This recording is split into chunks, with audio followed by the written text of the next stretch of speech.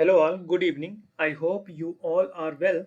Welcome back to Azure Administrator course AZ104. My name is Atul Maurya and today is the third day of the Azure Administrator course. Today we will see the on-demand service pay-as-you-go resource group Azure Speed Test Virtual Machine. Basically आज हम लोग देखेंगे on demand service pay as you go resource group Azure speed test virtual machines के practicals. ठीक है, तो start करते हैं। देखो, हमने पिछले क्लास में बात किया था रिसोर्स ग्रुप क्या होता है। रिसोर्स ग्रुप लाइक का कंटेनर है जहाँ पे हम अपने सारे जो भी सर्विसेज को परचेज करते हैं वो कहाँ स्टोर होगा, रिसोर्स ग्रुप में होगा। जो भी रिसोर्स ग्रुप आप क्रिएट करोगे उसके अंदर होगा। ठीक है, तो आज हम देख लेते हैं रिसोर्स ग्रुप। जब भी आपको रिसोर्स, देखो जब भी आप एज्योर इंफ्रा पे काम करोगे तो उसके लिए जब भी आप किसी भी कंपनी में माइक्रोसॉफ्ट एज्योर इंफ्रा पे काम करोगे तो सबसे पहले जिस भी क्लाइंट के लिए आप इंफ्रा बना रहे होगे उस केस में सबसे पहले उसके लिए एक रिसोर्स ग्रुप बनाना होगा।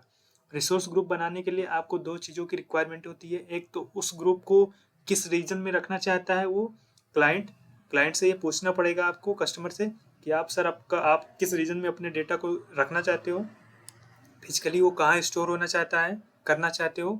उसके अलावा आप उस रिसोर्स ग्रुप का क्या नाम देना चाहते हो।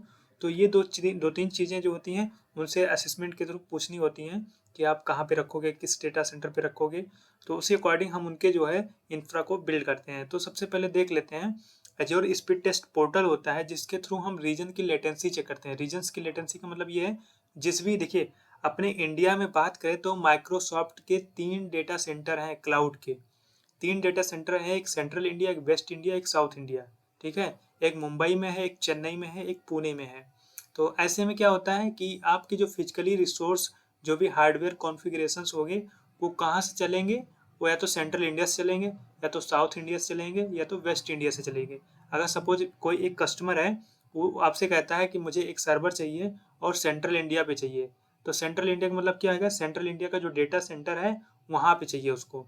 तो हम रीजन में क्या लेंगे, सेंट्रल इंडिया लेंगे। ठीक है, तो सबसे पहले देखो यहाँ पे ये समझ लो, जब भी आप किसी कस्टमर का रिसोर्स ग्रुप बनाओगे तो रिसोर्स ग्रुप बनाने के लिए सबसे पहले क्या करोगे, चेक द रीजन लेटेंसी, है ना। रीजन की लेटेंसी चेक करोगे कि डेटा सेंटर की लेटेंसी क्या आ रही है। तो सबसे पहले अगर हम मान लीजिए अयोध्या जीपीयू नाम से एक रिसोर्स बनाते हैं, ये क्लाइंट है अयोध्या जीपीयू। तो ये एक सर्वर की रिक्वायरमेंट है इनकी। तो सबसे पहले हमको रिसोर्स ग्रुप बनाना है। तो रिसोर्स ग्रुप बनाने के लिए वो कहते हैं कि हम बता दिए हैं उनको कि सर आपका जो है इंफ्रा कहाँ पे बिल्ड होना है, रीजन कौन सा लेना चाहते हो।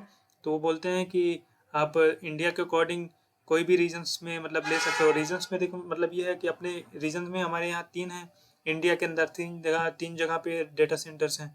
तो ऐसे में आप 3 जगह में से कौन सी जगह लेना चाहते हो। तो ये आपको चेक करना होगा एज्योर स्पीड टेस्ट पोर्टल के थ्रू। वहाँ पे जाओगे तो आप चेक करोगे कि डेटा सेंटर की लेटेंसी जिसकी कम होगी, अपने यहाँ पे 3 है तो 3 में से चीपर 3 टॉप चीपर में जिसकी लेटेंसी सबसे कम होगी हम उसको लेंगे यहाँ पे। ठीक है, तो उसके लिए देखो, जब भी आप रिसोर्स ग्रुप बनाओगे तो रिसोर्स ग्रुप का नाम हो गया, रीजन्स मतलब ये हो गया कि आपका जो फिजिकली रिसोर्स होगा जहाँ से चलाना होगा वो कौन सा डेटा सेंटर होगा। तो हमने रीजन्स में ले लिया सेंट्रल इंडिया, ये मैंने ले लिया है। और सब्सक्रिप्शन एक होता है पे एज यू गो, जो भी आप यूज करोगे उसी अकॉर्डिंग आपको पे करना होगा। ठीक है, अभी आपको हम बताते हैं कि अभी आगे बताएंगे ये कैसे काम करता है, रिसोर्स ग्रुप कैसे बनता है, ये कैसे चीज़ें हैं, अभी आगे देखोगे इसके बारे में। तो अब बात कर लेते हैं virtual machine. Azure virtual machines का देखो मतलब ये है कि ये देखो 2 टाइप्स की होती हैं। पहली चीज़ तो ये है, अज्योर इंफ्रा पे जब भी आप वर्चुअल मशीन डिप्लॉय करोगे या तो विंडोज वर्चुअल मशीन डिप्लॉय करोगे या तो लिनक्स करोगे। अब विंडोज के अंदर भी 2 तरीके की वर्चुअल मशीन बनाई जा सकती है विंडोज पे, या तो नेटवर्क ओएस के लिए बना सकते हो या तो क्लाइंट ओएस के लिए बना सकते हो। लिनक्स वर्चुअल मशीन भी सेम उसी तरीके के हैं, या तो नेटवर्क ओएस के लिए आप लिनक्स वर्चुअल मशीन बनाओगे या तो क्लाइंट ओएस के लिए लिनक्स वर्चुअल मशीन बनाओगे, है ना। आप दोनों को अब यहाँ पे देख सकते हो कि वर्चुअल मशीन हमारा जो है इसको एक्सेस करने का जो पोर्ट होता है RDP पोर्ट 3389 होता है विंडोज के लिए। तो रिमोट, अब RDP का फुल फॉर्म जो होता है रिमोट डेस्कटॉप प्रोटोकॉल होता है, जिसके थ्रू हम जो है ये इस वर्चुअल मशीन का रिमोट लेते हैं अपने लोकल मशीन पे। ठीक है, और लोकल मशीन पे जो कमांड देनी होती है Windows plus R equal to run, मतलब ऐसा है कि विंडोज के साथ आप आर प्रेस करोगे तो रन कमांड आएगी, जहाँ पे आप MSTSC एक CM कमांड होता है, इसको प्रेस करो, डालोगे, एंटर करोगे तो आपसे पूछेगा पब्लिक आईपी। जब आप वर्चुअल मशीन डिप्लॉय करोगे तो आपको एक पब्लिक आईपी जनरेट होकर मिलेगा अज्योर की तरफ से, उस पब्लिक आईपी के थ्रू आप ये जो वर्चुअल मशीन डिप्लॉय किए हो उसको एक्सेस कर पाओगे रिमोट अपने लोकल मशीन पे। उसके लिए आपको यूजर नेम और पासवर्ड भी क्रिएट करना होगा, वो आगे अभी हम बताएंगे कैसे क्या करना है। उसके अलावा आपको ऑपरेटिंग सिस्टम की कौन से वर्जन पे जाना चाहते हो। मेन चीज़ देखो इसमें, और ये एक चीज़ होता है कि माइक्रोसॉफ्ट एज्योर जो होता है वो free of cost internet provide करता है, हाईली अवेलेबल रहता है। और इसके 3 यूजर्स, जैसे आप जो यूजर और पासवर्ड क्रिएट करोगे तो उस केस में आप एडमिन, एडमिनिस्ट्रेटर या रूट जैसे वर्ड को 3 रूट मतलब 3 ये वर्ड आप ये रिजर्व्ड हैं, बाय डिफॉल्ट रिजर्व्ड रहते हैं। इसको आप नहीं, इस नाम से नहीं बना सकते हैं यूजर नेम। सेम लिनक्स के लिए भी यही है। लिनक्स को एक्सेस करने के लिए लोकल मशीन पे जो होता है सिक्योर सेल होता है, इसका पोर्ट होता है SSH पोर्ट 22।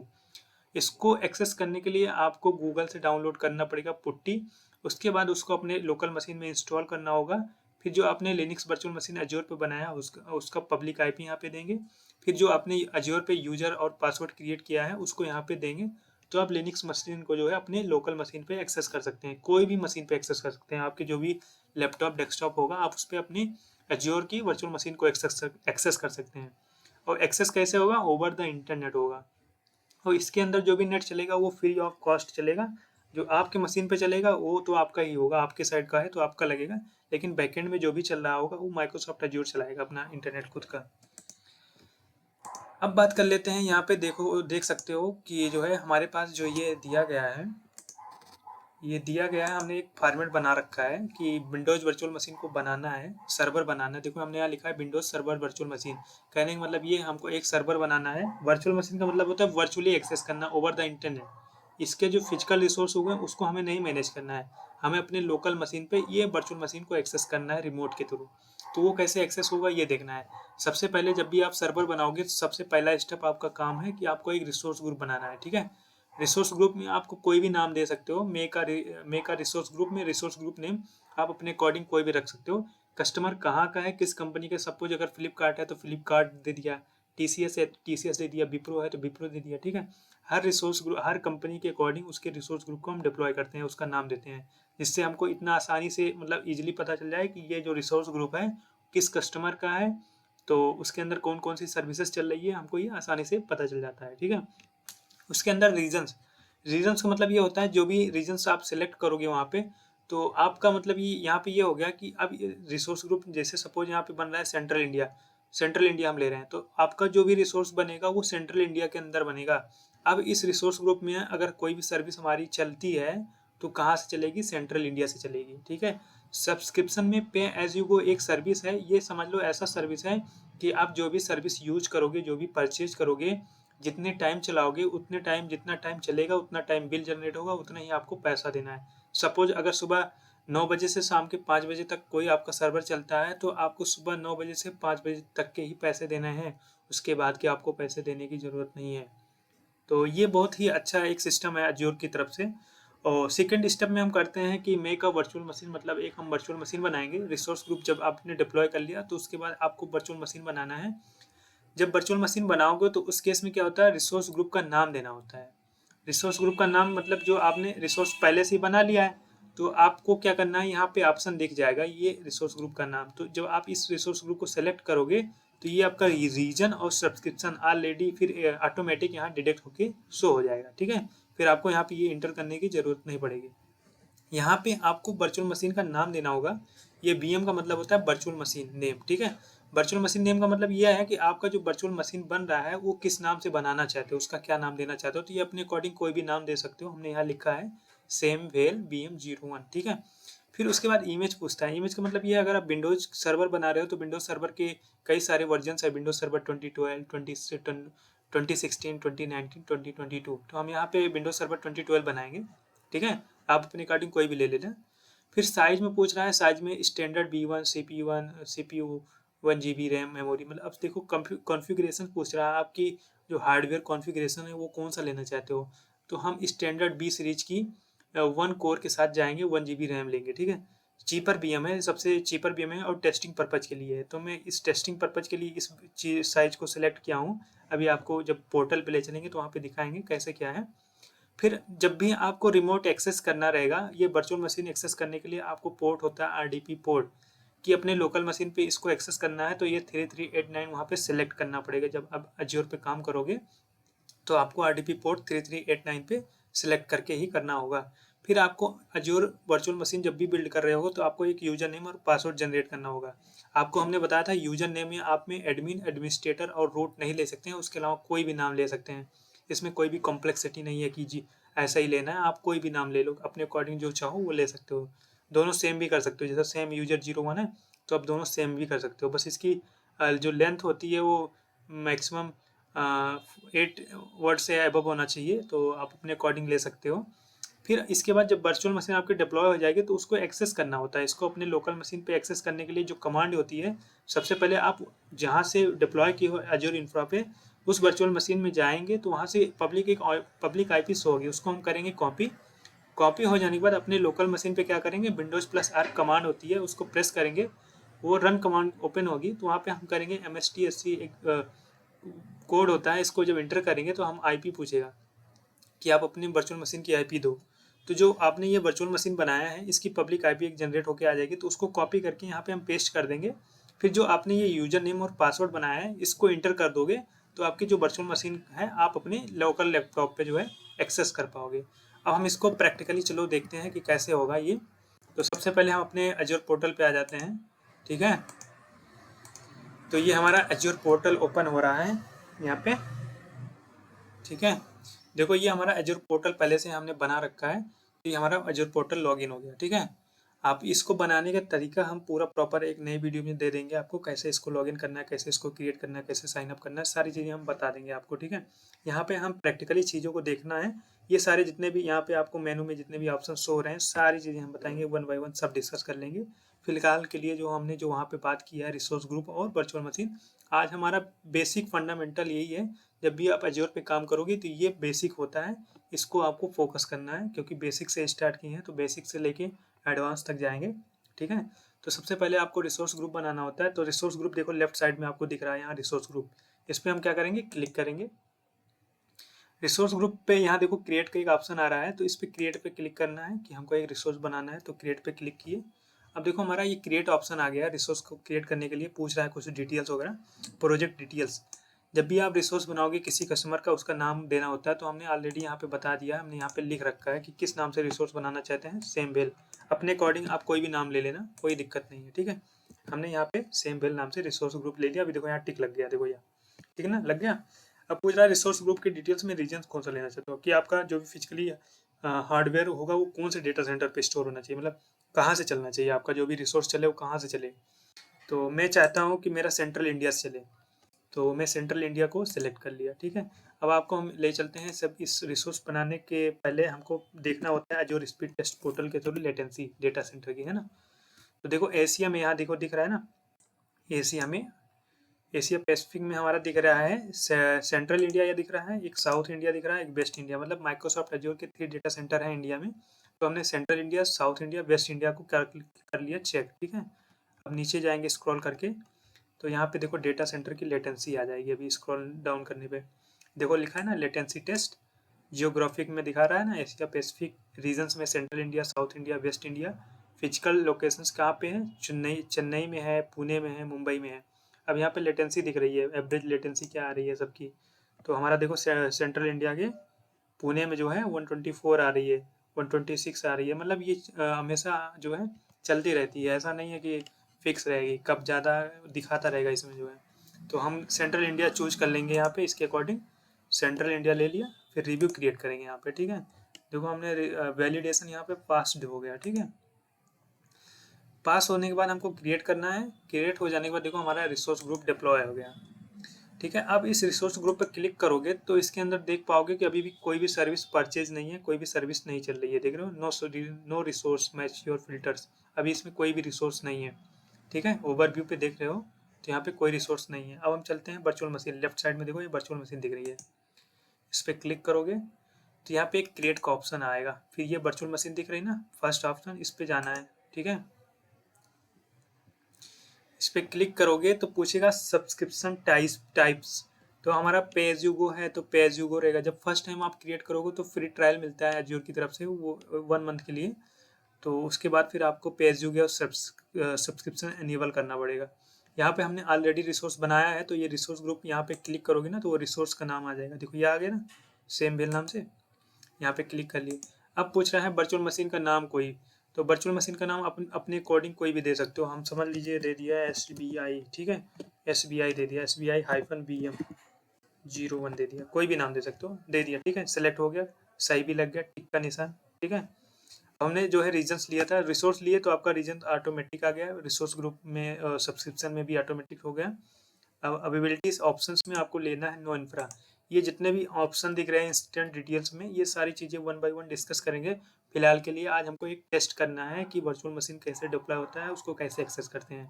फिर वर्चुअल मशीन के बहुत सारे क्लास आएंगे, उसमें आप देखोगे हर प्रकार की वर्चुअल मशीन कैसे बनती है, कि ऑटोमेशन कैसे लगाते हैं, बैकअप्स कैसे होता है, माइग्रेशंस कैसे करते हो, सब कुछ देखोगे उसमें है।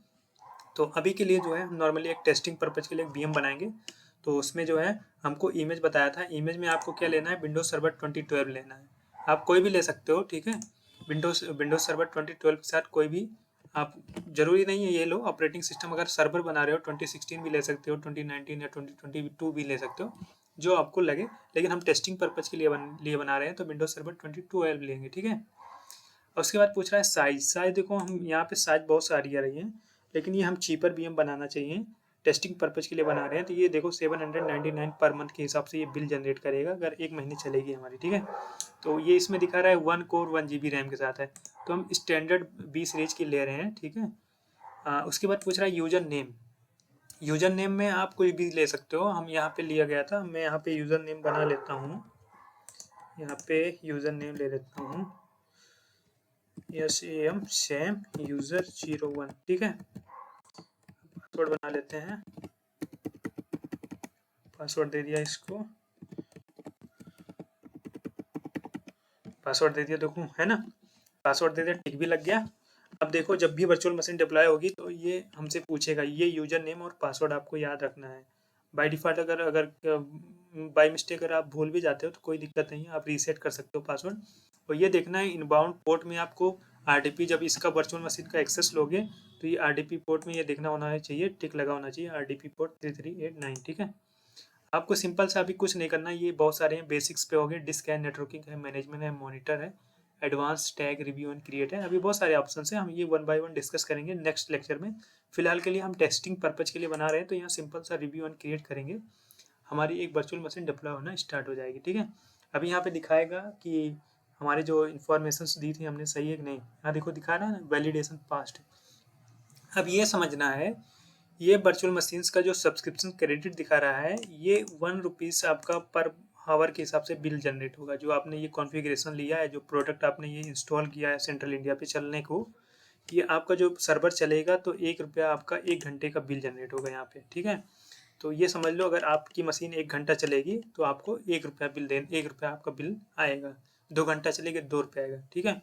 12 घंटा चलेगा तो ₹12 आएगा, 24 चलेगा 24 आएगा, ठीक है। तो ये आपका जो है बिल जनरेट होगा, ये वर्चुअल मशीन चलने का। तो अब हमको सिंपल सा इसको क्रिएट करना है। तो यहाँ पे हमारी वर्चुअल मशीन क्रिएट होना स्टार्ट हो गई है, देखो डिप्लॉयमेंट हो रहा है ना। इसको डिप्लॉयमेंट होने देते हैं, थोड़ा सा टाइम लेगा, 1 मिनट के अराउंड। अब तुम ऐसा समझ सकते हो कि आपको अगर सर्वर बनाना है तो देखो, ऑन प्रोमाइस के जितनी आज के टाइम में 2 तरीके की टेक्नोलॉजी यूज की जाती हैं। लेकिन जो ऑन प्रोमाइस है ये ओल्ड टेक्नोलॉजी है, जो क्लाउड कंप्यूटिंग है ये न्यू टेक्नोलॉजी है। जो भी सर्वर अब चल रहे हैं सब कहाँ चल रहे हैं, क्लाउड पे चल रहे हैं। अगर आप अपना खुद का सर्वर बिल्ड करना चाहते हो तो आपको मार्केट से 4-5 लाख के अराउंड आपको स्टार्टिंग होती है सर्वर। आप उसके ऊपर आपको सर्वर खरीदना पड़ेगा, तो मान के चलिए आपका स्टार्टिंग इन्वेस्टमेंट 10 लाख के अराउंड हो जाएगा। आपको एक वेबसाइट होस्ट करनी है, डेटाबेस चलाना है, एप्लीकेशन चलाना है, तो ऐसे में आपका इन्वेस्टमेंट स्टार्टिंग में हो गया। सपोज आपकी कंपनी नहीं चलती है तो आपका जो सर्वर है, कॉस्ट है, सारा चीज़ बेकार हो जाएगा। और ऐसे में सपोज आपने आज के टाइम पे 11 जनरेशन ले लिया है, कोई आपका कॉन्फ़िगरेशन है हार्डवेयर, और वो 10 साल बाद आपका एक्सपायर हो गया, हार्डवेयर में कोई इशू आ गया, उसकी वारंटी इशू हो गई, ख़त्म हो गया। तो ऐसे में आपकी टेक्नोलॉजी देखिए, ऐसे ये IT सेक्टर में जो होता है, टेक्नोलॉजी ऑल टाइम अपडेट होता रहता है। तो यहाँ पे क्या है ना, अगर ऑन प्रोमाइस के केस में मतलब अगर आप खुद का अपना सर्वर बनाओगे ऑन प्रोमाइस सिस्टम, तो ऐसे में आपका लॉस ये है कि आप वन टाइम में आपने जो भी हार्डवेयर कॉन्फ़िगरेशन सपोर्ट है उसने परचेज़ तो कर लिया, लेकिन ऐसे में आपका लॉस ये है कि आप उसको लॉन्ग टर्म में टेक्नोलॉजी जब अपडेट हो रही होगी तो आपकी टेक्नोलॉजी तो ओल्ड ही होगी, कि आज से 5 साल बाद आपकी टेक्नोलॉजी प्रोसेसर, रैम, रोम, एसएसडी से भी बेहतर कोई आ जाएगा, तो आपका सर्वर परफॉर्मेंस तो उस जगह पे बहुत ही बेकार हो जाएगा। तो इसी तरीके से हमको अपडेट करना पड़ता है अपने सॉफ्टवेयर, हार्डवेयर के सारे सिस्टम को सिक्योरिटी से, मतलब ऐसा समझ लो आपको वायरस से बचाना होता है, प्रोटेक्ट करना होता है, आपको इंटरनेट भी अच्छा चाहिए होता है, 24/7 लाइट भी चाहिए होता है। तो ऐसे में ये सारी चीज़ें फुलफ़िल ऑन प्रेमाइज़ के केस में नहीं हो पाती हैं। क्लाउड पे क्या होता है, जो उसके फिजिकली रिसोर्स होते हैं वहाँ पे हमें कोई चीज़ मैनेज नहीं करनी होती है। तो वहाँ पे हमारा यही फ़ायदा होता है कि हमको बस रेंट के तौर पे वो वर्चुअल मशीन का पैसा पे करना पड़ता है, हम उसको वर्चुअली एक्सेस कर लेते हैं अपनी लोकल मशीन पे, और हमारा डेटा का सिक्योर रहता है, और हमको कोई मैनेज करने की टेंशन भी नहीं होती है, जो भी हमारा कॉस्ट होता है वो भी बच जाता है। तो ऑन प्रेमाइज़ से क्लाउड अब इतना ज़्यादा बेनिफिट है कि लोग आज के टाइम पे हर कंपनी, टीसीएस, विप्रो, माइक्रोसॉफ्ट, हर कोई जितनी भी बड़ी-बड़ी कंपनियां हैं, हर कोई यही सब क्लाउड पे ही चलने स्टार्ट हो गई हैं। जितने भी प्राइवेट प्राइवेट सेक्टर्स या गवर्नमेंट सेक्टर हैं, सारे धीरे-धीरे जो है ऑन प्रेमाइज़ से कहाँ जा रहे हैं, क्लाउड पे जा रहे हैं। देखो अभी यूपी पीसीएल्स में जो भी थे अब वो क्लाउड पे चले गए हैं, है ना? ऑन प्रेमाइज़ से क्लाउड पे चले गए हैं। तो गवर्नमेंट के बहुत सारे सेक्टर जो कि ऑन प्रोमाइस पे चल रहे हैं, तो वो धीरे धीरे कहाँ शिफ्ट हो रहे हैं, क्लाउड पे। ठीक है, क्लाउड पे शिफ्ट होने का मतलब ये है कि उनको फिजिकली रिसोर्स मैनेज नहीं करना है, उनको वर्चुअली एक्सेस करना है, उनकी सिक्योरिटी हाई है, 24/7 उनको इंटरनेट मिल रहा है। अब देखो हमारी ये वर्चुअल मशीन डिप्लॉय हो गई है, यहाँ पे आते हैं। ठीक है, अब यहाँ पे देखो ये पब्लिक आईपी दिख रही है, यहाँ पे दिख रही है ना पब्लिक आईपी। इस पब्लिक आईपी को यहाँ से करेंगे कॉपी। उसके बाद देखो हमने बताया था विंडोज+R अपने लोकल मशीन पे करना है प्रेस, उस पर लिखना है MSESC कमांड होती है, इसको एंटर करोगे। फिर यहाँ पे आपको देना है पब्लिक आईपी, जो कि यहाँ पे ये जो दिख रही है यही आईपी आपको यहाँ पे पेस्ट करना है RDP के लिए। इस केस में आपका क्या है, आपका सर्वर आ जाएगा। अब पूछेगा आपने जो यूजर नेम और पासवर्ड क्रिएट किया था उसको यहाँ पे देना है। हमने जो यूजर नेम बनाया था तो ये बनाया था, ठीक है। अब पासवर्ड पूछ रहा है तो पासवर्ड मैंने ये बनाया था, मैंने इसको पासवर्ड दे दिया, ठीक है। अब इसको क्या करेंगे, ओके करेंगे। अभी देखो हमारा सर्वर जो है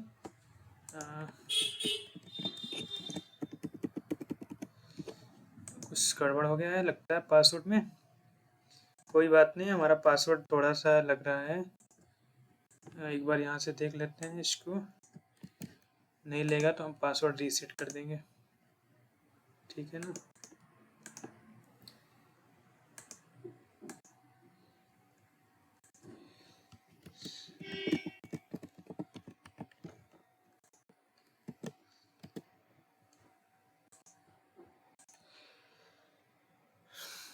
देखो यहाँ पे नहीं दिखा रहा है तो हम वापस जाएंगे अज्योर पे, यहाँ पे आएगा हमारा रीसेट पासवर्ड, ठीक है। यूजर नेम में दे देंगे, पासवर्ड बना लेते हैं।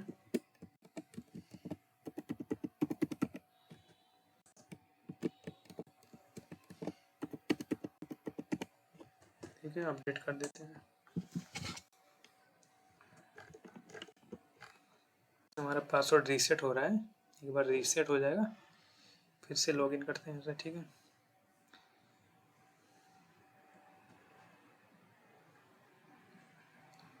थोड़ा सा टाइम लग रहा है।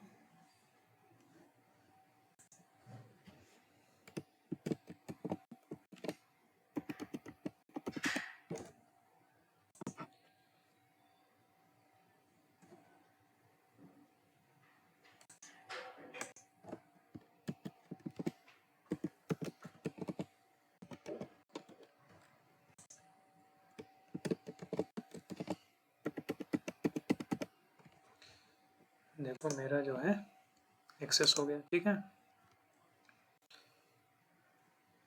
यहाँ पे मेरा सर्वर जो है एक्सेस हो गया। अब ऐसा समझो कि हमारी लोकल मशीन है, मैंने अपनी लोकल मशीन पे ये जो ऑपरेटिंग सिस्टम, अब ये जो सर्वर चलेगा, इसका जो फिजिकल रिसोर्स है ये कहाँ है, सेंट्रल इंडिया में है। लेकिन हम क्या कर रहे हैं, इसको एक्सेस कर पा रहे हैं अपने लैपटॉप पे, अपने लोकल लैपटॉप पे। इसके पब्लिक आईपी के थ्रू, इसके यूजर नेम और पासवर्ड के थ्रू, है ना। ये 3 चीज़ें रिक्वायरमेंट होती हैं जिसके थ्रू हम अब जो है इसको एक्सेस कर लेते हैं। तो यहाँ पे देखो हमारा विंडोज सर्वर जो है 2012 दिख रहा है, ठीक है ना। और इसका जो फिजिकली रिसोर्स है, अगर इसमें कोई चीज़ स्टोर करेंगे तो सारा चीज़ कहाँ स्टोर होगा, सेंट्रल इंडिया के डेटा सेंटर पे, ठीक है ना। यहाँ पे कोई भी चीज़ आप बनाते हो, कुछ भी करते हो, तो कहाँ स्टोर होगा, सेंट्रल इंडिया के डेटा सेंटर पे, ठीक है। आपका जो है ये सर्वर मैनेजर है, यहाँ पे आपको हम दिखा देते हैं। ये जो सर्वर है, इस सर्वर का जो है थोड़ा सा टाइम लेता है, फर्स्ट टाइम ओपन हो रहा है यहाँ पे, तो थोड़ा सा टाइम ले लेता है, वेट करते हैं।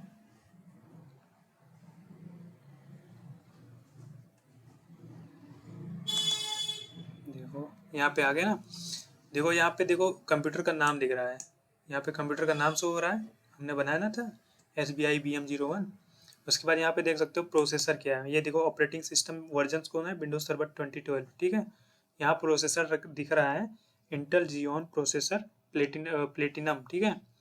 और हमारा जो रैम है 1 GB रैम है, हमने 1 GB रैम लिया था। टोटल डिस्क हमारा ऑपरेटिंग सिस्टम की कितनी है, 130, ठीक है, 130 GB। तो ये हमारा सर्वर एक्सेस हो गया। अब हम इस सर्वर को एक तरीके से और एक्सेस करेंगे, हम इसको पहले कर रहे हैं डिस्क्लोज। और जो है ये सर्वर देखो यहाँ पे जो हमारा वर्चुअल मशीन बना है, तो यहाँ एसेंशियल में देख सकते हो कि हमारा सर्वर जो है यहाँ रनिंग है। जब भी अपने सर्वर को स्टार्ट या स्टॉप करना होगा तो आप यहाँ से करोगे। अगर अपने वर्चुअल मशीन को स्टॉप करना है, बंद करना है, तो आप इस पर यहाँ पे क्लिक करके बंद कर दोगे। स्टार्ट करना है तो यहाँ से स्टार्ट कर दोगे।